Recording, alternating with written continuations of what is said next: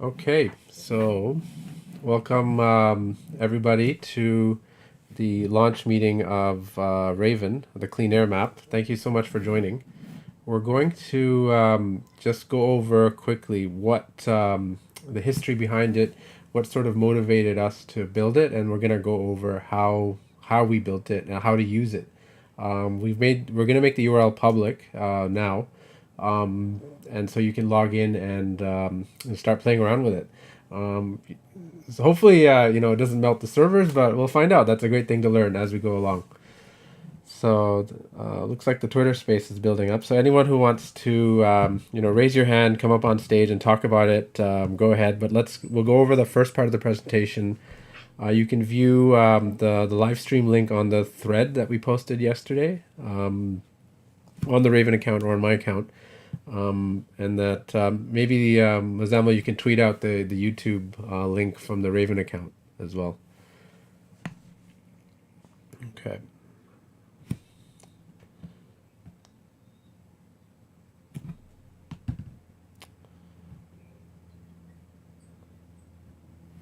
So I'm just going to invite some co-hosts onto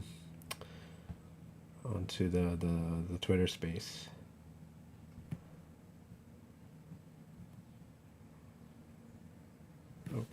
Okay. So welcome. Thank you so much for coming to our introductory meeting. We're gonna hopefully have these meetings twice a week. We want to build momentum for this. This is a very important project, really, to ensure that every indoor space in this country, around the world, has clean and fresh air.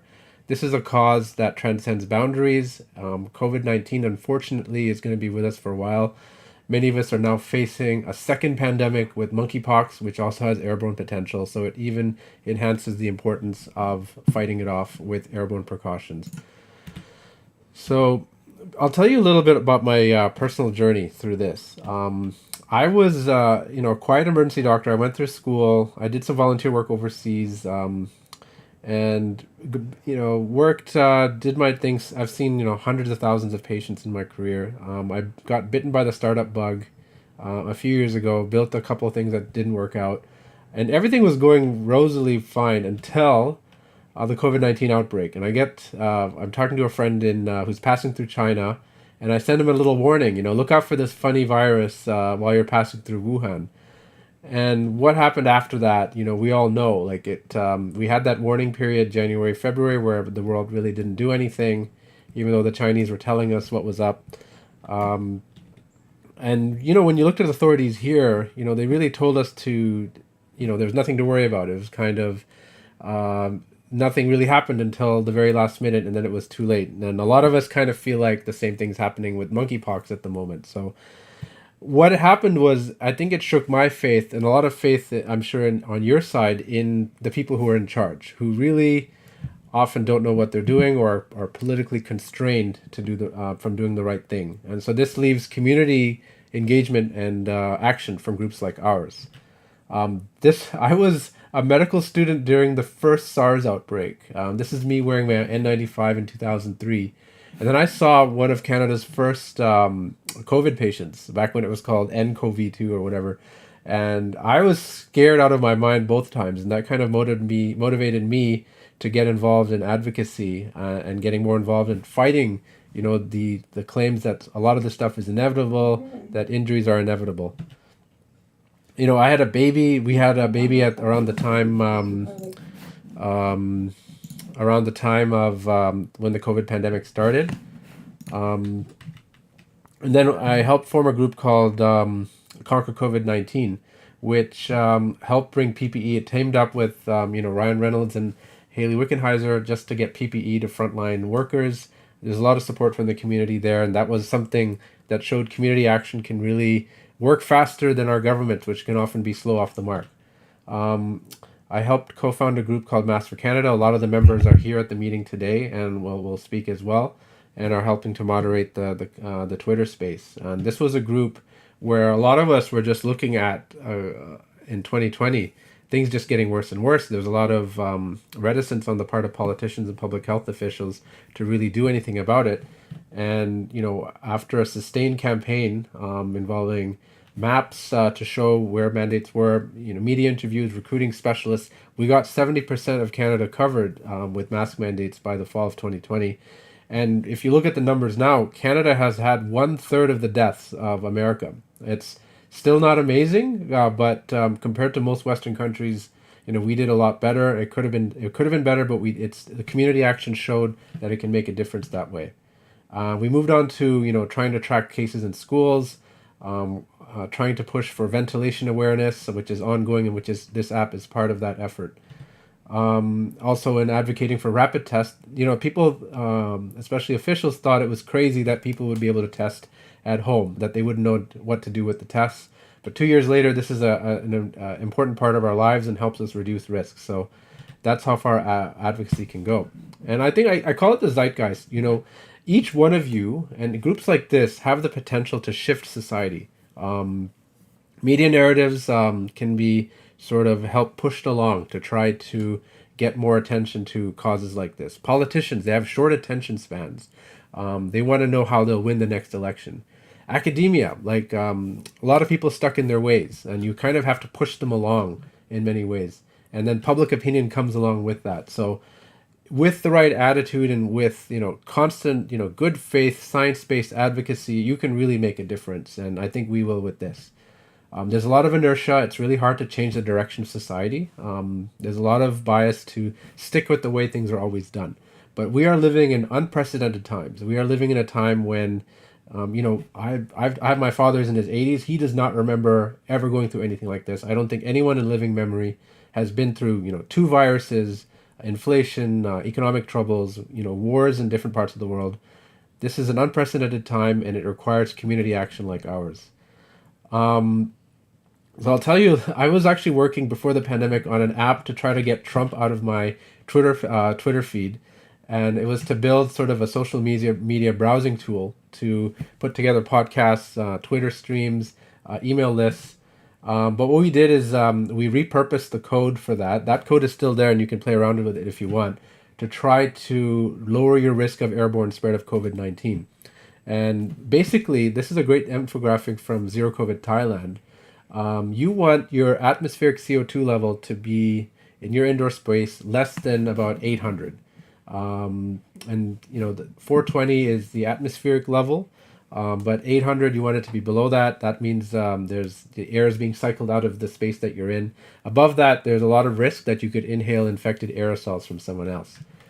So we built the map to help you show you.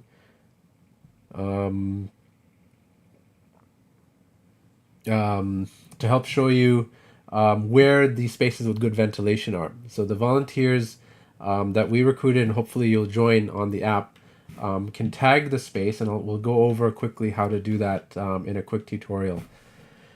So the URLs are here if you want to take a look yourself. You can log in and make an account, and we'll go over in a few minutes how to do that. We want to build a global movement out of this using these twice weekly meetings. There's been a lot of uptake from our presentation so far. Media has been eager to talk to us about this. We have been, a lot of reception from people. Basically, it gives people something tangible you can do to make spaces safer indoors. What you can do is contribute to CO2 readings, get people around you talking about it. Have a bias for action. Don't assume that your elected leaders or your officials know about this or are aware of this. You'll need to educate them, because it's not, even in those circles, is well known. Put social media posts, blog posts. The more you do, the more you get media attention for your work, and the more inroads you make with decision makers. And hopefully, maybe we can include this in Google Maps. Maybe that's something that can be done. Maybe every business will have CO2 monitors showing the quality of ventilation in their buildings. And it makes a difference. Like, I've been hammering along with my colleagues on social media, and I get invited on local news in Canada regularly to talk. And I just basically say the same things I've been saying for 2 years. And you will get that same opportunity as well in your areas as well. We're going to do weekly meetings. to try to accommodate as many time zones as possible. Wednesdays at 7 p.m. Eastern, Saturdays at 10 a.m. Eastern. We have an active Discord and WhatsApp groups. We'll send you the link. You just need to register through the link in the Twitter thread. And we want to try to get to regional and country leads over time. Any other ideas, get in touch with us. Spread the word. We have a lot of tech issues. We're hammering down bugs every day. It's something that was built from scratch. So there's going to be a lot of flaws. We didn't use an existing platform, which honestly doesn't really give us the flexibility. So we had to build everything from the ground up. For CO2 monitors, we're going to try to do a crowdfunding to try to raise money to buy CO2 monitors. We're going to look at doing bulk buying of them. There's two providers that have shown that they can build reliable, cheap CO2 monitors, and we'll try to get those out to people. Feedback is really important in this. Thank you, everyone, for joining in. We're going to go through some questions and comments on the YouTube, on Zoom, and on the Twitter space. And yeah, just follow us on Twitter. And then, so why don't I just take some questions. So I'm just going to, actually, first things first, I'm going to go through a quick tutorial on how the app works. So this is what the app looks like when you load it. So it's focused on Toronto right now because that's where I am right now. Green is areas with less than 800. Yellow is 800 to 1,000. Red is over 1,000. So if I want to let's say add a location, I'm going to add, this is the local airport in Toronto. So I'm going to add a reading in Terminal 1, and I'm going to say it's 650 parts per million. So this is the reading that you're going to see from your CO2 monitor. This is the AirNet 4. I'm going to say masks are required because they're still required in Canada, thank God. And I'm going to save it. And then it will create the location in the airport. Right there. So there's my spot. And I just posted it. And then I can add further readings. I can add let's say I measured somewhere else. And I'll add a second reading there. Oh, there's a little bit of an error. We'll fix that. But that'll be fixed. So yeah, you can add subsequent readings. You can look at other readings. Eventually we'll allow commenting on different readings. And to log in, you can sign in basically here, and you can log in with a variety of different techniques. Using Apple, Google, text login, or email. Okay,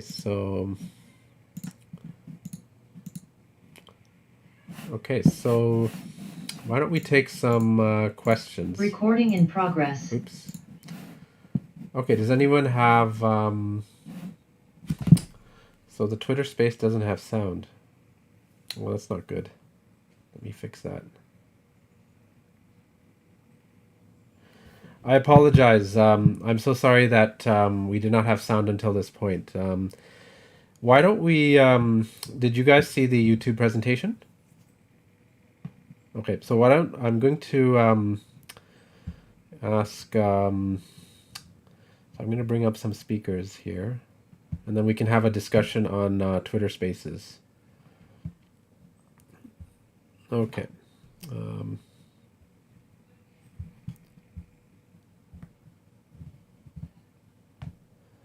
Okay. So can you guys hear me now?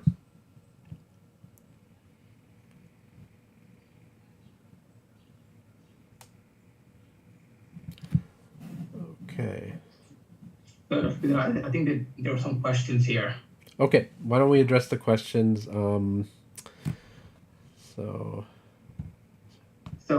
Maybe we'll go Zoom first, then YouTube, and then we'll go to Twitter Spaces, if that's okay. Okay. Why don't you take the questions, and I will try to debug the Twitter space. Okay. I think there were a couple of people that raised their hands on Zoom. If you can please kindly come up on stage.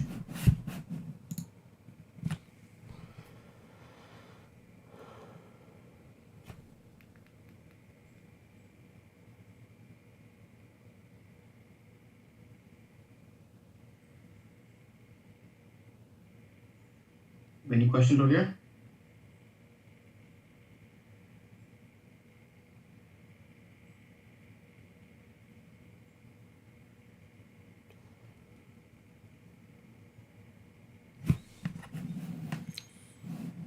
Okay, why don't you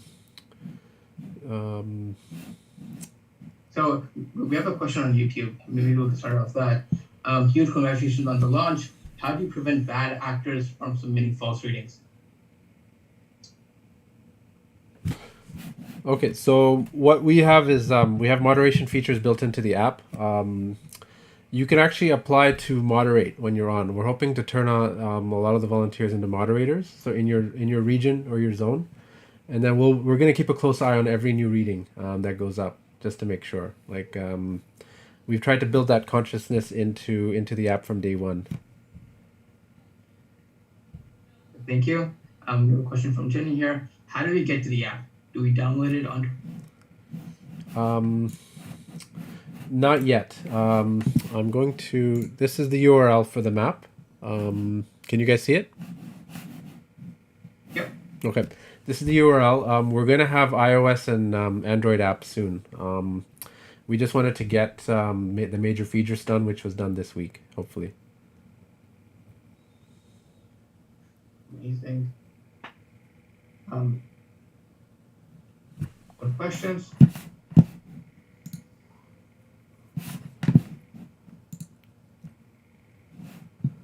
I think that might be it. I don't see any questions on YouTube or Zoom. Okay. If there are any, you can feel free to email us at admin@ravenapp.org.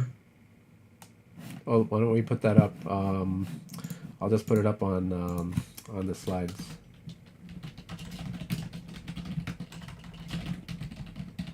So this is our email address if you have any issues. A lot of you got emails from this URL already. So we actually have a question on YouTube, Dr. Pilada. Buildings usually have a huge space. However, the CO2 monitor can only measure small portions of the space. How can the reading accurately reflect the air quality? That's a very good question. What some of the monitors have ways to record graphs, so you can output the graph of the space that you're in. Like sort of the AirNet has that. We're gonna allow image upload soon. We're just working on that feature now. One thing you can do is there's a text box where you can describe. Like what I would do is probably put the highest value that you find in that space, and then in the text in when you post your result, put like what the readings were in different parts. And I think other people can comment on that and then post their own readings in that space. So I think that's probably the best way to do that right now. If I could just say something about that. Thank you. Oh, Joey, welcome. Hi, good to be here. So I'm an HVAC engineer. So most spaces, especially in Canada, have what's called mixing ventilation. So the air is overall well mixed in the space. It highly depends space to space, but usually if it's one big room or one room, overall the measurement of CO2 in some place within the room, it's not going to vary significantly throughout the room. And what it would vary would be within normally what a carbon dioxide monitor would have as an error anyways. They're not perfectly accurate, but they're pretty good. So where it's located in the room shouldn't be too much of a problem unless it's located, let's say, right beside a window or right beside someone who's breathing on it. So that would give you bad readings. But overall, it's not as much of a concern. Amazing. Thank you. That's really good information. I guess if it's different parts of the same building, I guess you can put different readings in different parts of the building as different points on the map. You could do that as well. We've got more questions coming on YouTube. One from Douglas. Do you plan to or have the means to connect the internet port directly to the app? Yes. So we're working on. We're going to be working with one of our partners to develop API access. So we're looking at hopefully real-time uploads. It's going to take some doing. It's not going to happen immediately, but in the next few months, that's going to be a priority, because what we want to see is, if you're thinking of going to the movies, right? You want to check at home, what is the CO2 level, right now? Is it safe for me to go? If you're going to any public space like a mall or something, so that's something we'll need to have, and that's a priority for us. We have a feature roadmap that we've published. We're going to put it on Twitter. So if there's new suggestions for features, we'll put it on the roadmap, the product roadmap. Amazing, thank you. One from Denham. Do you have any use of new UV/hydroxyls? And will your app integrate/use data from building IoT? Yeah, exactly. Similar, like what we mentioned before, like UV, like that's upper room UVGI, I guess, right? I think we will include it once it becomes more common. I think it's an underused form of air cleaning that really needs to spread, and I think that's a very good idea. I think we'll add it to our feature roadmap. I think if a space is using ultraviolet air cleaning. Just to add on to that, they said hydroxyl. So there's a technology with ultraviolet called photocatalytic oxidation, which releases hydroxyl radicals into the air. It's not a recommended technology. It's a form of electronic air cleaning. The sensors probably won't pick up on that. So that's a separate thing which individual spaces might do, but overall it's not a recommended thing to do. It's different than upper room ultraviolet light. What's wrong with it? Like, what are the flaws with it? So it's a form of electronic air cleaning. There's a lot of these technologies, whether it's ionization, bipolar ionization, plasma wave. You probably see it sold with these HEPA filters, and it essentially puts ions or chemicals or molecules or radicals out into the air. And the hope is that there's some chemical reaction that could destroy viruses or make them fall to the ground, things like that. But the evidence that it actually helps is not very strong. And there is evidence that they create byproducts which are bad for you.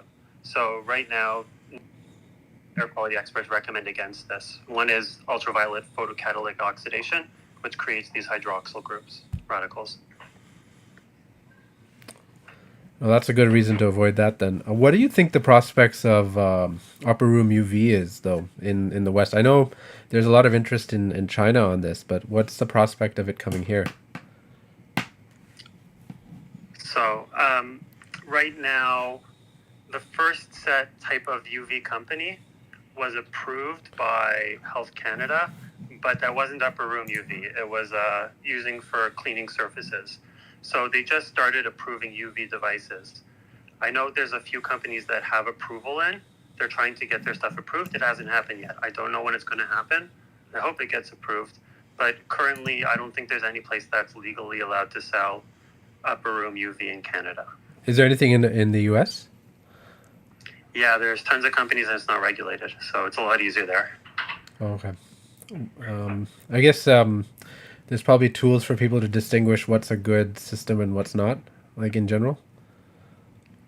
For upper room UV? Yeah. No. No. You have to know what you're doing. It's not that easy.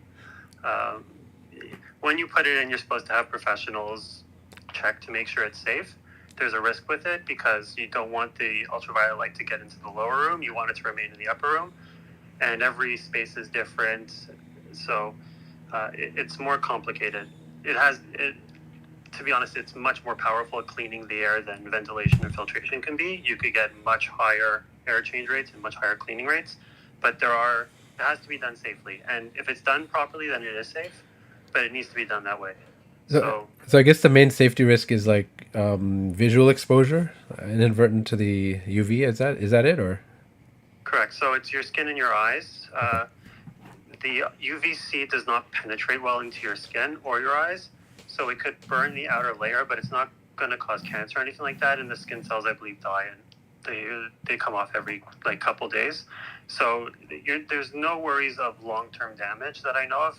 I spoke with one of the experts on this. He said no one's ever been, permanently damaged from this, but tens of millions, hundreds of millions of people have died over the years from airborne diseases. So in the big scheme, the health and safety trade-off is in favor of using upper room UV. That there are safety concerns, but it has to be done properly. And if it is, there's no significant safety concerns on the matter. I'm trying to get this into my kid's school, and I'd be very happy if I could get it into my kid's school. I have no worries about my kid being in rooms with upper room UV. Yeah, that would be something. Looks like we got a new question on YouTube from Douglas. Do you have a way to account for the presence of HEPA filtration? What we did, so I'll just go back to the app. I'll have to sign in again. I shouldn't have signed out. Let's see if I can find. Mazalma, can you share your screen? So on the slide deck, Dr. Pia, and there's a video which you can actually show it. Okay. Sorry, one sec.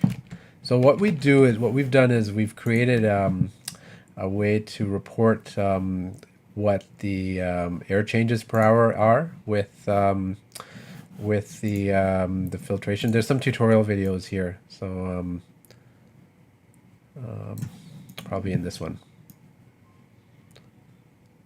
So what we have is here, like you can report, you can ask the person of the who's the owner of the space that you're in. What generally, if they put HEPA filters, they're probably very proud of the fact they put HEPA filters, and they'll tell you the air changes. I know at the school where my kids go to school, they're very proud that they've gotten 6 air changes an hour. And that was their target for the school year, and it seemed to work. Like, not many kids got sick at school; they mostly got sick at home. So that's how you would report that. You'd have to ask them and sort of take it on faith from them, or their engineers. If you can try to evaluate independently, but I don't think you can do that without specialized equipment.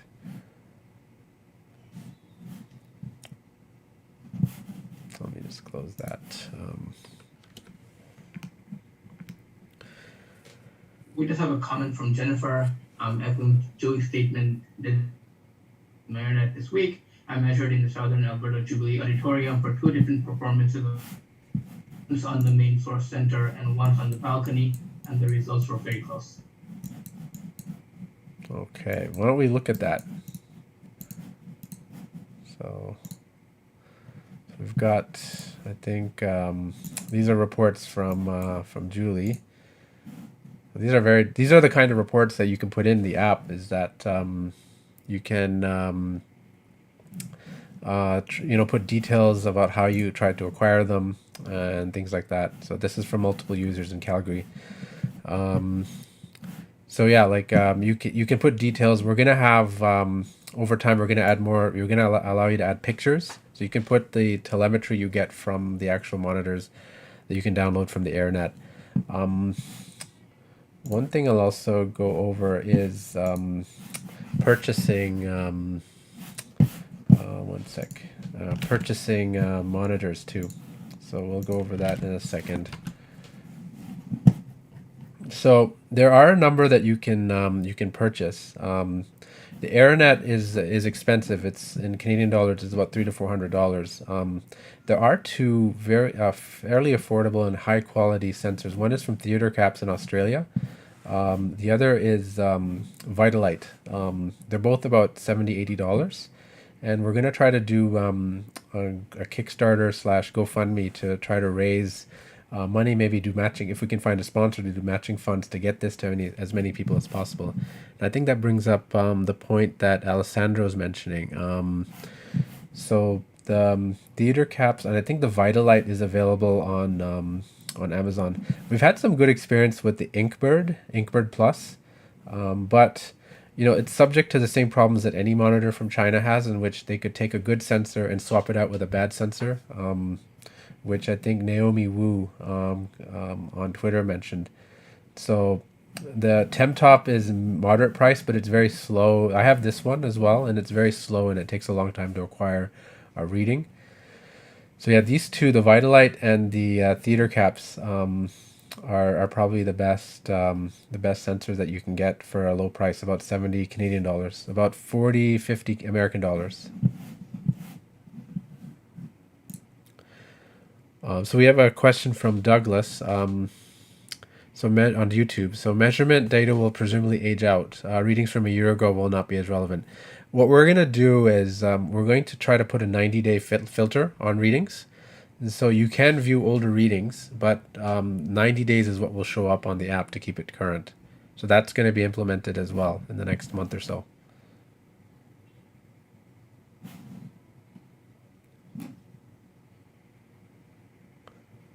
Okay, looks like. Oh, there's another one called CO2 Click. So we'll add that as well. I just remembered them. I think they're about 200 Canadian dollars. So it looks like there's a bug on creating profiles that we're gonna fix that hopefully overnight. Thank you for pointing that out. Anyone on the Twitter space want to raise their hand and come up and speak and talk about your experiences with trying to improve indoor ventilation? Anything that challenges that you're facing trying to get people to recognize this, especially your kids going to school or your workplace. We want to create this time to sort of group debug and try to think of strategies on how you can advocate for this.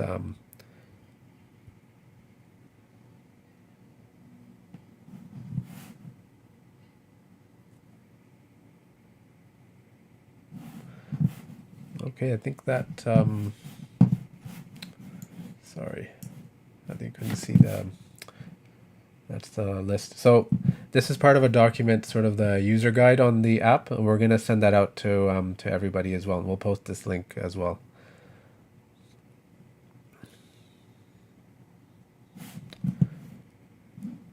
Okay, I think that will wrap up then our broadcast. Then we'll have another meeting on Saturday. Oh, sorry. There's one more question. Sorry. Go ahead. What about open air dining and eating undercover?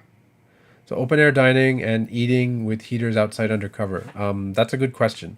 So there's a few types of ways this can be done. What I've seen is some restaurants will basically create an indoor space outdoors somehow. Like somehow they've managed to do that. It looks like people are having trouble speaking on Twitter Spaces. So what I'll say is you'll have people recreating four walls and a roof, and just you recreate the indoor experience outside. That's not recommended. If you can have multiple walls that are open with heating, it might be less possible in the depths of the Canadian winter, but in some areas with less severe weather, it might be possible. Okay. So someone on Twitter Space trying to talk, saying you can't hear them. Oh, let me. So Cindy, why don't you unmute yourself? Hi, thanks for hosting this. Thank you. I am wondering if anybody is speaking to the universities, specifically U of C. Their current policy in their lecture halls is 2 air changes per hour, which when you get 100, 200 kids, I don't think that's adequate. What's been done there? I'm just wondering if anybody has any information on if they have been approached or where they're getting their guidance from. That's quite concerning. Is that University of Calgary? Yes. I don't know if anyone here can speak to approaching schools. Generally, 2 air changes an hour is extremely low. Like that's 6 I think was the recommendation from ASHRAE, and I think air changes an hour are a very rough measurement. I think the engineers are probably all screaming inside whenever we mention it, so it's a pretty rough measurement. But I think that's pretty appalling and puts a lot of people at risk, unfortunately. I agree completely, and they seem to be quite proud of that. I went in and looked on their website, and then I actually phoned to find out because my son is starting there this fall, so that's why I have that particular university targeted.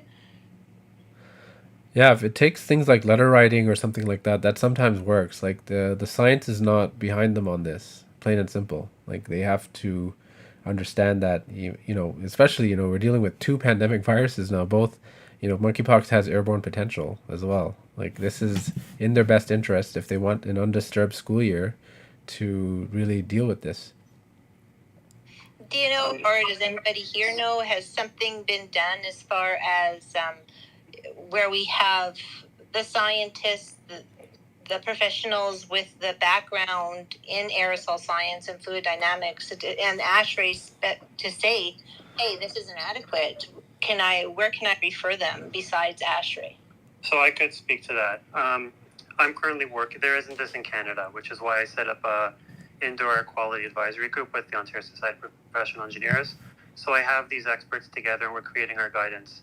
I wish I would have been able to do this 2 years ago. I guess I was waiting for our public health agencies to get around to it, and when I realized it wasn't happening, that's when we set it up. So we will have that guidance. There's currently no official guidance within Canada to do this. Now, actually, maybe this might give you a little solace in this fact. So you were talking about it was a lecture hall that had 2 air changes per hour? That's right, yeah. Is it like a big room with high ceilings? There's standard lecture hall. I don't know how high the ceilings are. I suspect relatively high because it's the type of lecture hall with the seating that goes up stair by stair. Right. So, in all honesty, that really helps make it a lower risk environment. When ASHRAE does the calculations, they don't do it based on the volume of the height. They do it based on the area. And it's not really the volume that contributes to your risk. So air changes per hour is overall a good measurement. ASHRAE, ASHRAE doesn't say 6 air changes per hour. There are places that do. I believe the CDC might, and the state of California does. I know overall 6 air changes per hour is really good. In places with higher ceilings, one, it's much more difficult to get the extra air through, and it doesn't necessarily help. So, for example, a place that has twice the high ceilings and has 3 air changes per hour versus a place with half the ceiling and 6 air changes per hour, the 3 air changes per hour in the bigger room is actually probably safer than the 6 air changes per hour in the smaller room. Well, so I understand, and we should be. I'm not saying you should be bragging about 2 air changes per hour, but the fact that the room is bigger does help lower the risk. That's what I'm saying. I'm not saying they're doing a great job, but just so people could properly assess risk and understand what type of room they're in and how that affects their chances of getting infected. Yeah, thanks, Joe. He's going in with an air net and he'll be masked, but one-way masking only goes so far. Who knows, however. Many kids may be masked, and he has plans to kind of sit by the door, thinking that that's probably the safest space, but I'm not sure if there's another space in the lecture hall that you think would be safer. Yeah, again, the room overall is generally pretty well mixed. If there's a window or a door, then it's probably better to have more of the air that people have not been breathing in. So, yeah, that's probably the better way. It's hard to know which really is the best place to sit, and especially in those types of rooms. Okay, thank you. So, in those cases, if the with the larger room with lower air changes per hour, Joey, is it would the CO2 level be a better indicator in those cases? So yeah, that's the other thing. So there does need to be this mitigation in those rooms for this reason. There's an extra risk factor if you could pack a lot of people into those rooms. So you get the fact that it's crowded ends up really increasing risk. The requirements per person in a place like a lecture hall when it comes to ventilation is lower than a place like a classroom. So there's different factors at play. Some of them increase risk, some of them reduce risk. Oh, makes sense. It's just one factor out of many, but I guess you can get a hint from the from the readings that you get from the the air changes per hour plus the CO2 reading and the occupancy. I remember your equation you posted online, like you have 5 or 6 different things that you put together to sort of determine. Okay, so we're inviting up. I think. Who is coming? Who just raised their hand? I think. Okay. Anyone have? Oh yeah, we have another question. So, when will you have AJ on for another session? I think AJ and Dr. Leonardi has been very prophetic about a lot of things. his points really stand. Like, if there's clarification, I think we might schedule another session if he's willing. But really, like, the interview that we did back in January is really basically stood the test of time, and we might just do another update with all the evidence that's come in since. So thanks for asking. That interview became a lot popular than I ever expected.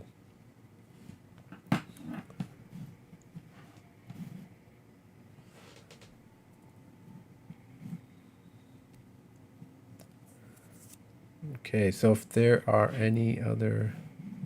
Oh no, the AirQ monitors on the list are gone. Oh, that's too bad. That's one CO2 monitor that's gone. We'll take that off the list.